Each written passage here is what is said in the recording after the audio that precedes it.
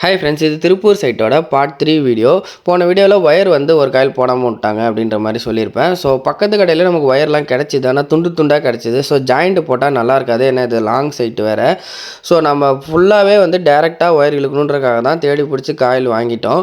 So வாங்கிட்டு எல்லா ஒயரிங்கும் நம்ம கம்ப்ளீட் பண்ணவே கரெக்டாக ஒரு 1:30 கிட்ட ஆகிடுச்சு. ஸோ ஃபைனலாக எல்லா ஒர்க்குமே முடிச்சாச்சு. இதுக்கப்புறம் பார்த்திங்கன்னா கேமரா ஏற்றுறது தான். ஸோ கேமரா ஏற்றி கான்ஃபிகரேஷன் பண்ணி எல்லாம் அது முடிக்கிறதுக்கு நமக்கு ஆல்மோஸ்ட் 4:30 கிட்ட ஆகிடுச்சு.